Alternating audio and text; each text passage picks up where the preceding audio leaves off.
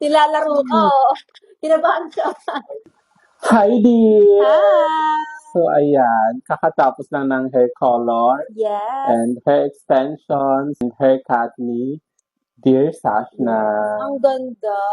So, Ngayon, kamusta naman? ang ganda, promise. Nagustuhan mo? Nagustuhan ko kasi, parang yung look na to, parang yung bagets na bagets pa ako. Yes, diba? Tsaka yung ganitong layered, soft layered to, 'di ba?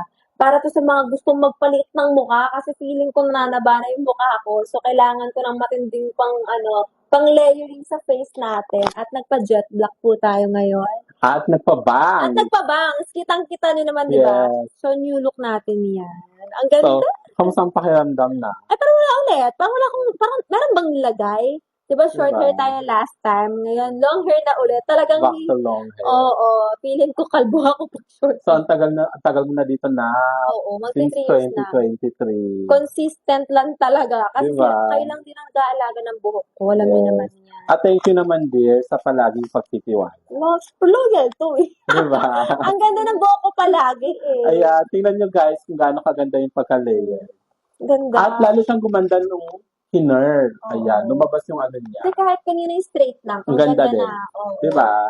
Ang ganda. So, Saka ayan. yung hair ko, parang ang glossy niya, ang shine Yeah. niya, ang shine niya.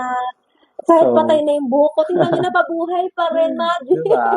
Sa mga nagtatanong, ang hair extension ni Dear Sashna is 250 grams under brush. So, ayan, kinat lang siya. Kaya, yan, nakita niyo naman, mahaba. Yes, mahaba pa rin siya. Naka-layering lang yan. At nakakulot. Yes. So, invite mo sila na. Uy, punta na kayo dito. Ulit-ulit naman tayo dyan, no? Lalo na sa mga naghahanap ng mga high quality or high-end talaga na hair extension. Hindi ako mapapahiya dito, promise. At si Miss Tani pa minsan ang gumagawa ng mga hair extension at siya po ang Yeah. owner dito. Very hands-on. Thank you, dear. Yes!